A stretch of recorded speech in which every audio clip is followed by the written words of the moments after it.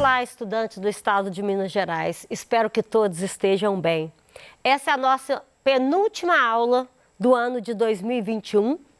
Eu sou a professora de Química, Adelina Azevedo. O conteúdo de hoje é o conteúdo que está disponível no seu plano de ensino tutorado nas semanas de 1 a 4. E para fechar o ano letivo em grande estilo, convido vocês a irem comigo numa aula experimental no laboratório da Escola Estadual Três Poderes, em Belo Horizonte. Nessa aula do laboratório, a gente vai com os seguintes objetivos: apresentar os grupos inorgânicos, ácidos, base e sais, aprender a conceituar pH, apresentar os diferentes indicadores ácido-base e demonstrar uma reação de neutralização. Partiu? Vamos embora? Bem, estamos aqui na Escola Estadual Três Poderes, na região da Pampulha, no bairro Itapuã, que a nossa aula hoje vai ser no laboratório daqui dessa escola. Vou passar um álcool gel, porque essa escola ela cumpre as normas da vigilância sanitária. Vamos lá? Então, alunos, estamos aqui novamente no laboratório da Escola Estadual Três Poderes, em Belo Horizonte, na região da Pampulha, para retomar o assunto sobre funções inorgânicas. Então, as substâncias orgânicas são agrupadas em 4 grupos: ácidos, bases, sais e os óxidos. Aqui eu separei para vocês um conjunto de substâncias que fazem parte do grupo funcional ácido. O ácido sulfúrico, o ácido clorídrico, o ácido muriático, o bórico e o vinagre, que é uma solução de ácido acético presente no nosso cotidiano. Lembrando que aqui é o teu ácido clorídrico, que é um PA, que é para laboratório, e o ácido muriático são as mesmas substâncias, no entanto, esse é comercializado como produto de limpeza. E esse é o PA, que é para usado em análise, tem um grau de pureza maior. Aqui, nós temos as bases, outro grupo funcional, que são as bases. Diferentes tipos de bases eu selecionei para vocês, todas PA para análise, né?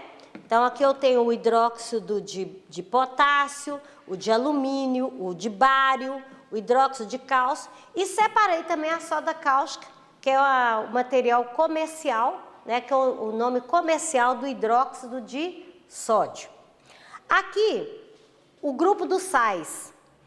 É importante lembrar que dizemos que, quando falamos o termo sal, a gente sempre lembra do sal de cozinha, tá? Do cloreto de sódio.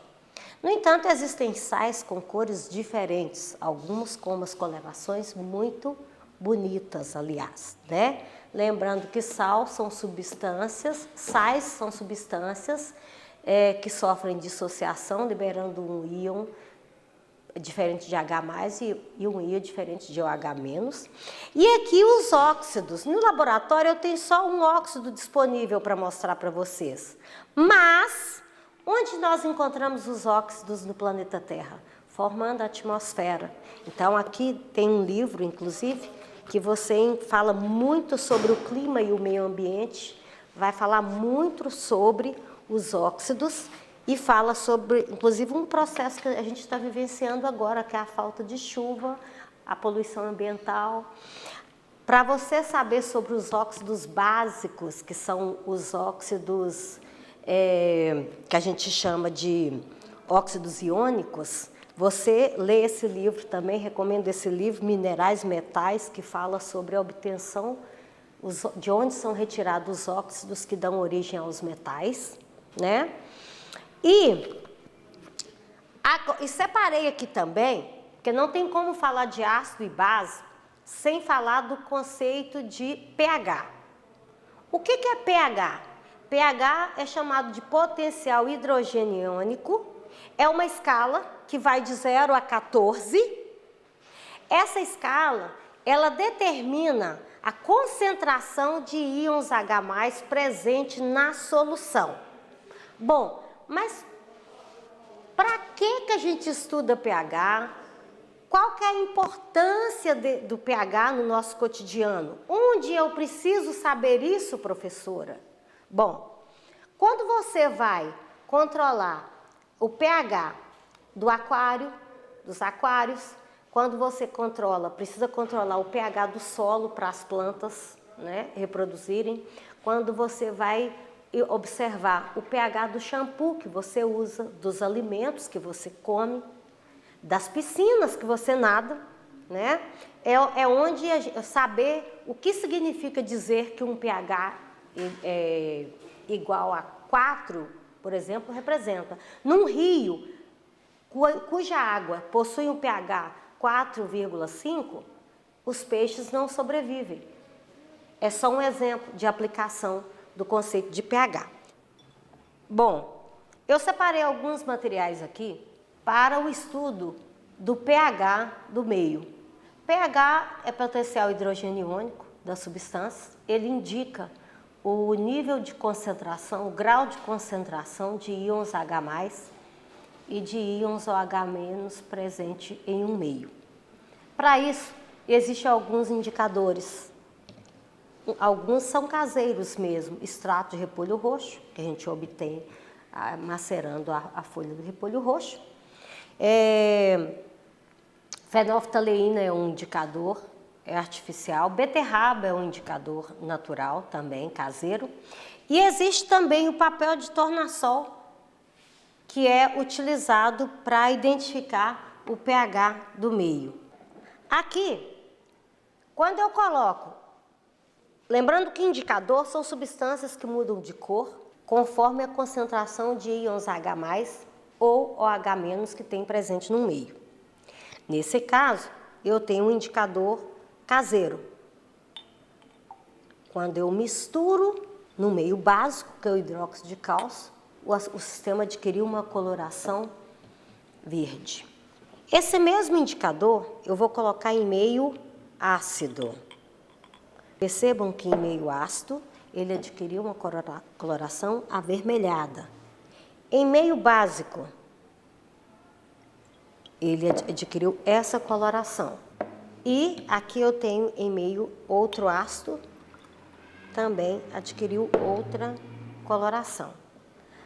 E aqui é o básico, aqui é a água, né? A coloração normal. Bom, Adelina, aqui eu tenho 2 ácidos e 2 bases diferentes. Por que eu tenho cores diferentes? Porque depende da concentração de íons no meio.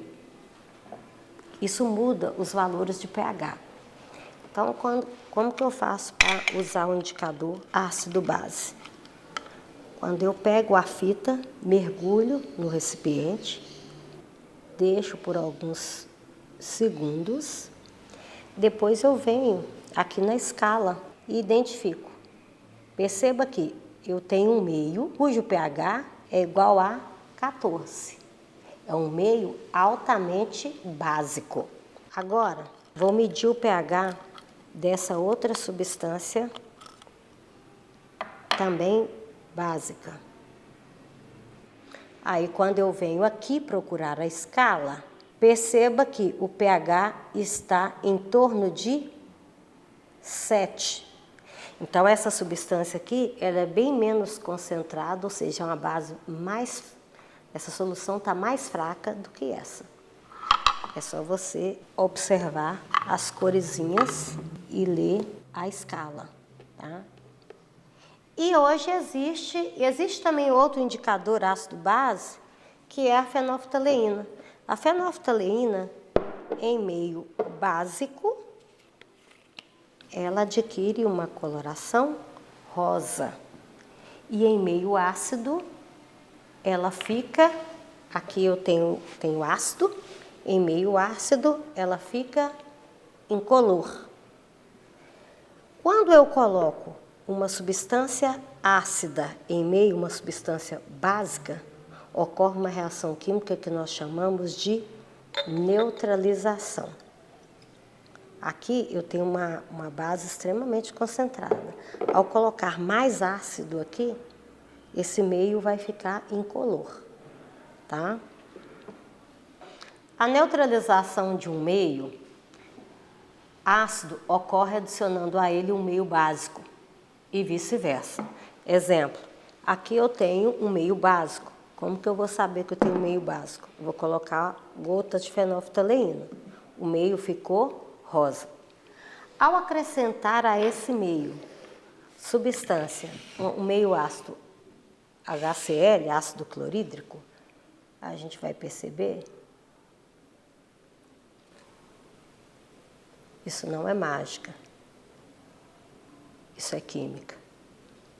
Isso é uma reação de neutralização. O meio deixou de ser básico a partir do acréscimo de um meio de uma substância ácida. Bem, então vocês viram as práticas no laboratório. Agora é o momento da gente fazer a análise dos resultados. Porque, veja bem, toda vez que você for ao laboratório com o seu professor, você tem que lembrar de 3 partes fundamentais. Primeira parte, qual objetivo eu estou indo ao laboratório? E fazer as suas anotações.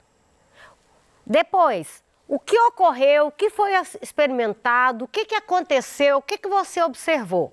Fazer as suas anotações.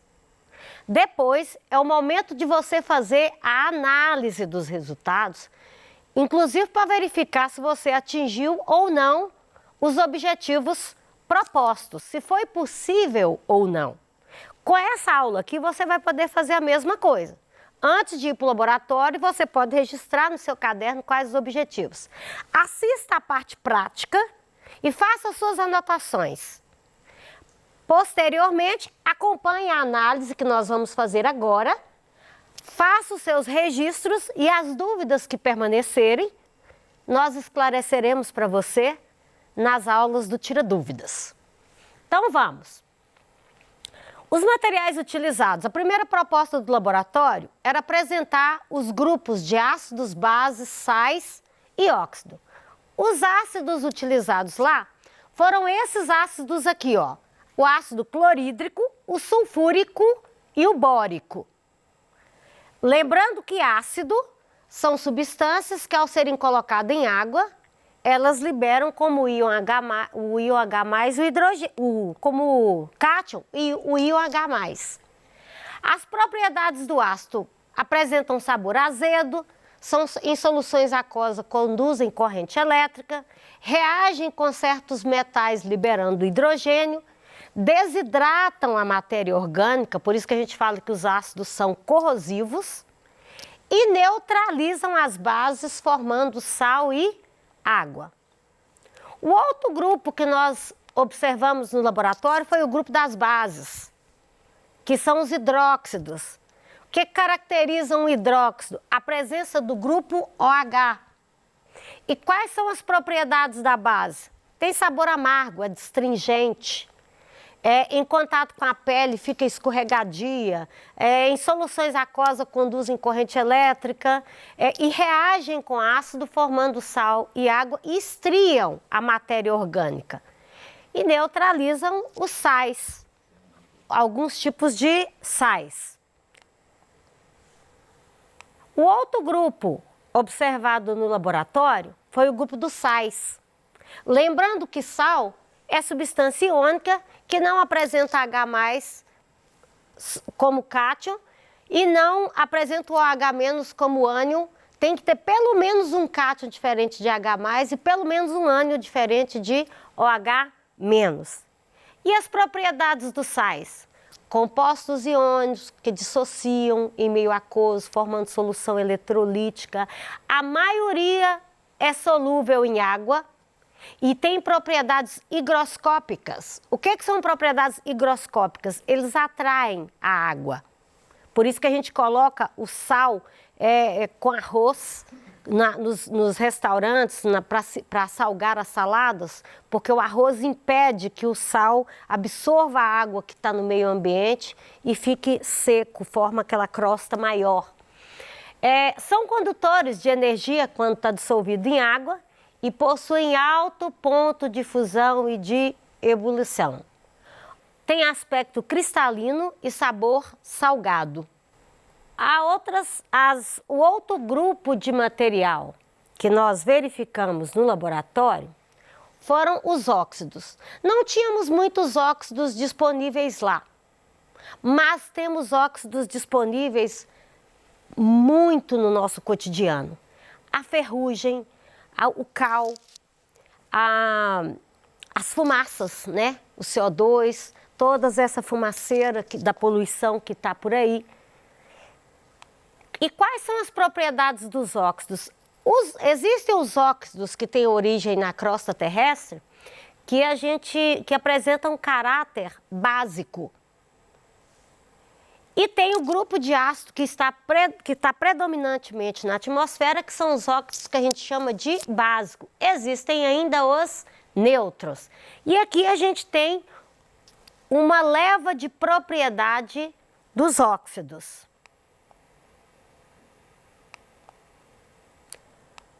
Agora, a outra parte da nossa aula no laboratório, que a gente tinha o objetivo de conhecer os indicadores ácido-base, bem, os indicadores comuns você pode utilizar na sua casa para você testar os materiais da sua casa e ver que se vai mudando a cor, se aquele meio é ácido ou se aquele meio é básico.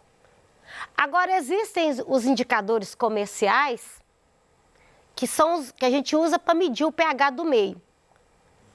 Atualmente, usa-se esse aparelho também para medir o pH do meio.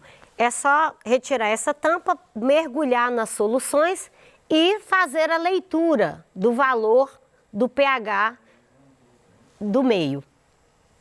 Qual que é a importância de saber o valor do pH e como ler um resultado cujo pH é igual a 7? Se você tem um pH 7, indica que aquele meio está neutro. Lembre-se daquela parte da experiência onde a gente foi colocando os indicadores repolho roxo nas soluções e elas foram mudando de cor. A primeira base, ela tinha pH 14. Ela era uma base muito forte, ficou totalmente verde. Porque o repolho roxo ele fica verde em meio básico. O segundo, que era um ácido, ele ficou rosa, avermelhado, bem vermelho. Quando a gente passou para aquele terceiro copo, a coloração já ficou um vermelho quase para roxo. Quando a gente pegou a fita e mediu, verificamos que o pH ali estava em torno de 7. Então, implica que naquele onde o pH estava em torno do 7, a gente tinha pouca quantidade, a quantidade de íons H+ e de íons OH- estava quase equivalente. A diferença entre elas era muito pequena. A última parte da experiência foi quando a gente fez uma reação de neutralização, ou seja, quando nós misturamos um ácido e uma base e, em termos físicos, você observou só a mudança de cor. Mas em termos práticos, em termos teóricos, né? Como que a gente explica aquela prática? Eu peguei um meio ácido que tinha bastante quantidade de H+, outro meio que tinha quantidade de OH-, misturei esses dois meios e o meio ficou incolor. Por que o meio ficou incolor? Porque ocorreu uma reação de neutralização. Bem, espero que vocês vejam essa aula com mais cuidado, depois prestem atenção nos detalhes. Reafirmo, anotem as suas dúvidas, as suas observações, envie para nós no Tira Dúvidas. E aqui estão as nossas referências que a gente utilizou na elaboração dessa aula. O nosso muito obrigada, mais uma vez, tá? A equipe de gravação do Se Liga Minas, a equipe da escola que nos recebeu e a todos envolvidos nesse processo. Estude o PET, convide seu professor, Aproveite o retorno às aulas, vá ao laboratório, ajude o seu professor e aprenda, na prática e na teoria. Conte sempre com seus professores. Nosso muito obrigada.